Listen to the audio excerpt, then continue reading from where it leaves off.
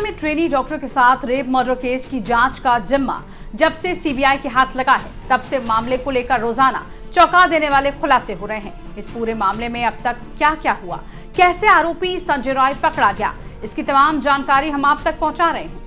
आज की इस अहम वीडियो में हम आपको बताने जा रहे हैं कि अब तक सीबीआई ने इस मामले में क्या किया, बीते 10 दिनों में जांच कहां तक पहुंची, सीबीआई के हाथ क्या अहम सबूत लगे। दरअसल सीबीआई कोलकाता में ट्रेनी डॉक्टर के साथ रेप मर्डर केस की जांच कर रही है। सीबीआई ने कल यानी गुरुवार को सुप्रीम कोर्ट में दाखिल अपनी स्टेटस रिपोर्ट में बताया कि मामले की जांच करते समय उसे कई तरह की समस्याओं का सामना करना पड़ा। सीबीआई ने नाराजगी जताते हुए कहा कि राज्य सरकार की पुलिस ने क्राइम सीन को सील तक नहीं किया था, जिसकी वजह से कई सारे सबूत मिट गए। साथ ही रेप और हत्या के मामले को भी छिपाने की कोशिश की गई। कोलकाता के आरजीकर मेडिकल कॉलेज और अस्पताल में जूनियर डॉक्टर का रेप और हत्या किए जाने के मामले में गुरुवार को सुप्रीम कोर्ट ने सुनवाई की।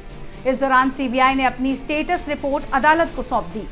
कोर्ट के अंदर दोनों तरफ से दर्जनों वकील मौजूद थे, लेकिन उन तक को सीबीआई की उस स्टेटस रिपोर्ट को देखने पढ़ने का मौका नहीं मिला।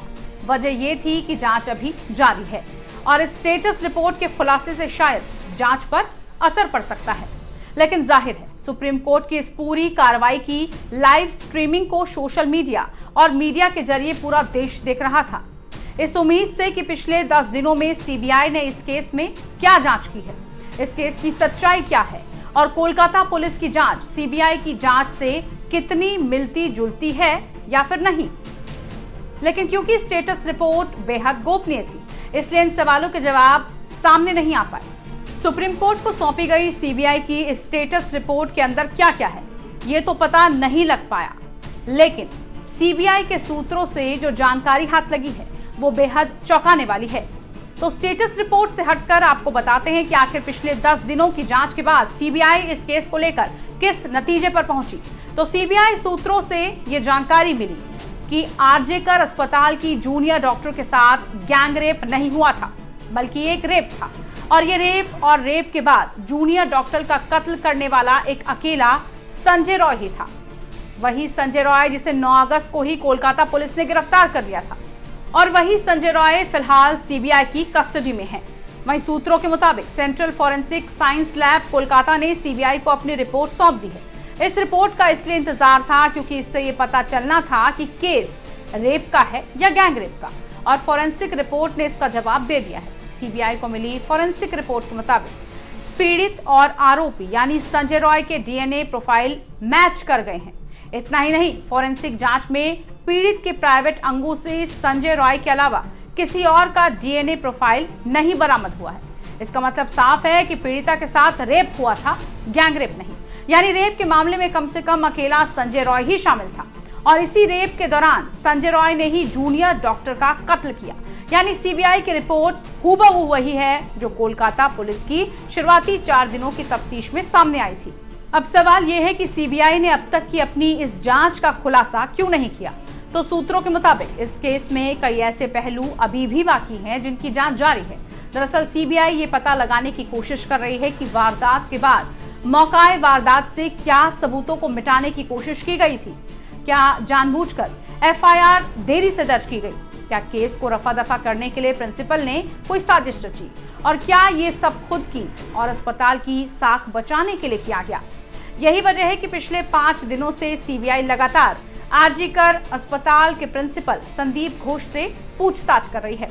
वारदात के बाद की तमाम लापरवाहियों की कड़ियों को जोड़ने के लिए ये पूछताछ चल रही है और सीबीआई सूत्रों की माने तो अगर ये सबूत मिल गए कि 9 अगस्त की सुबह से लेकर रात तक अस्पताल परिसर के अंदर सबूतों के साथ छेड़छाड़ की गई, तो फिर इसी इल्जाम में प्रिंसिपल घोष को सीबीआई गिरफ्तार भी कर सकती है। ये केस भी rarest of the rare category में आता है, जैसे निर्भया का केस था। बिल्कुल, ये केस रेयरेस्ट ऑफ रेयर इसमें कैटेगरी में फांसी तय है। फांसी देखिए अभी इन्वेस्टिगेशन कर रही है सीबीआई।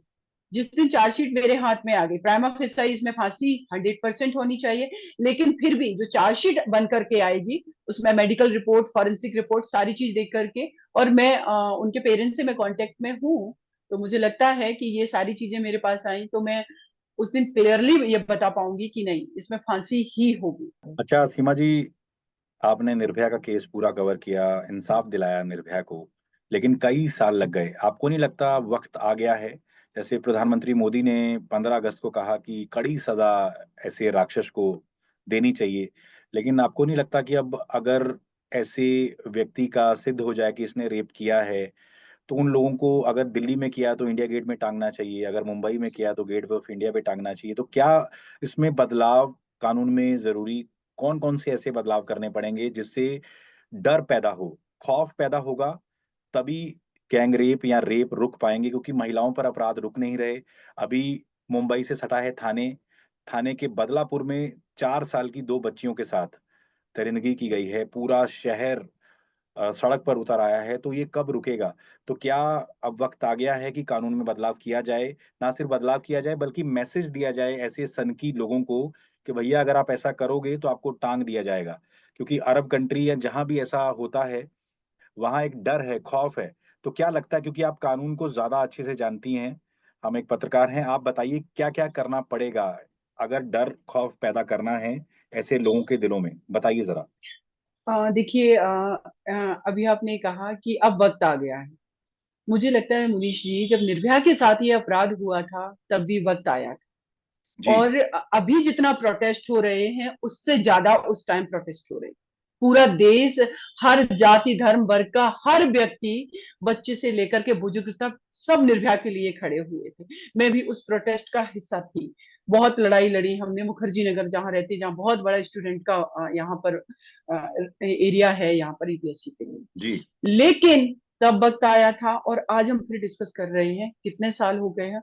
ऑलमोस्ट 11 साल हो गए हैं। नहीं, मैं ये आपसे कह रहा हूँ कि सरकार तब कांग्रेस की थी, अब बीजेपी की आ गई। कांग्रेस ने एक निर्भया फंड नाम से बनाया जिसका इस्तेमाल भी नहीं हो पाता अभी भी। नहीं, तो मैं आपको उसी लगता उसी नहीं है पर। कि कानून में बदलाव करना पड़ेगा? एक फंड बनाने से कुछ नहीं होगा, तमाम पार्टियों को आगे आना पड़ेगा कि भैया हमें अब एक बनाना है। क्या हो सकता है, कानून कैसे बदला जा सकता है? आप थोड़ा उसी बताइए। उसी उसी पर हम डिटेल में इस ये बात करना चाहते हैं कि जब निर्भया केस हुआ तो बर्मा कमेटी की कॉन्स्टिट्यूट की गई। बर्मा कमेटी की रिकमेंडेशंस आए, और उसको बेस बना करके हमने सीआरपीसी आईपीसी में अमेंडमेंट करे। सीआरपीसी दोनों एक्ट में हमने अमेंडमेंट करे।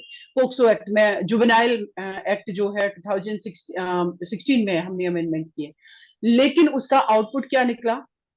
तो कानून हमारे पास स्ट्रिक्ट हैं, लेकिन उनका इम्प्लीमेंटेशन नहीं है। और इम्प्लीमेंटेशन की भी अगर बात करें तो इम्प्लीमेंटेशन भी फास्ट ट्रैक, टाइम बाउंड, ना तो प्रोसीडिंग है, ना इन्वेस्टिगेशन है, ना ट्रायल है, ना अपील है, ना एसएलपी है, ना रिव्यू है, ना मर्सी है। ये अगर डेथ पेनल्टी की मैं बात कर रही हूँ, निर्भया केस में हम सभी ने देखा कि 7 साल 3 महीने लग गए। वो क्यों लगे? अगर इसके हम डेप्थ में जाकर के डिस्कशन करेंगे तो ये ट्रायल कोर्ट से मैटर डिसाइड हुआ था हमारा 9 महीने में। जी। हाई कोर्ट से ये डिसाइड हुआ था 3 महीने में। सुप्रीम कोर्ट ऑफ इंडिया में 17 महीने तक एसएलपी पेंडिंग थी। हमने मल्टीपल एप्लीकेशंस मूव करे वहां पर अपना मैटर लिस्ट कराने के लिए। लेकिन क्या है कि जो पहले फाइलिंग हुई पहले लिस्ट होगी, बाद में जो फाइलिंग हुई बाद में लिस्ट होगी। तो जो मैटर ऑलरेडी पहले से पेंडिंग थे 3-4 साल पहले से, तो पहले उनकी हेयरिंग होगी। लेकिन अभी सुप्रीम कोर्ट ऑफ इंडिया का प्रोसीडिंग थोड़ा डिफरेंट है, जल्दी हियरिंग होने लगी है और फास्ट ट्रैक भी हो रही है।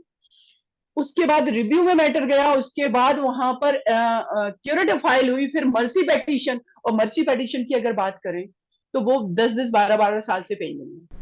वहीं सीबीआई ने सुप्रीम कोर्ट में इस बात को लेकर दावा किया है कि कोलकाता पुलिस ने क्राइम सीन को सुरक्षित नहीं रखा था। लेकिन जैसा कि हमने इस वीडियो में आपको पहले ही बताया कि सीबीआई भी अभी तक किसी दूसरे की भूमिका को सामने नहीं ला पाई है। ऐसे में सबसे बड़ा सवाल ये उठता है कि सीबीआई ने जिस क्राइम सीन की सीएफएसएल के एक्सपर्ट के जरिए जांच करवाई, क्या वो छुपे हुए सबूत ढूंढने के काबिल नहीं थे? अगर काबिल थे तो कोलकाता पुलिस की जांच पर सवाल खड़े क्यों कर दिए गए? इस पूरी वारदात को अकेले संजय रॉय ने अंजाम दिया होगा, इस बात को कोई भी नहीं मान सकता। इसलिए ये केस सीबीआई को ही सौंपा गया था। लेकिन जैसा कि हम इस वीडियो में आपको शुरुआत में ही बता चुके हैं कि सीबीआई भी अभी तक किसी दूसरे की भूमिका साबित नहीं कर पाया इस केस में। ऐसे में सीबीआई से जिस सच को लाने की उम्मीद की जा रही थी, उसको पब्लिक के सेंटिमेंट्स के हिसाब से सामने लाना और कोर्ट में साबित करना भी एक बड़ी चुनौती सीबीआई के सामने नजर आ रही है। इस पर तमाम अपडेट्स के लिए और कोलकाता से जुड़ी हर बड़ी खबर के लिए आप बने रहिए टाइम्स नाउ नवभारत डिजिटल के साथ। नमस्कार।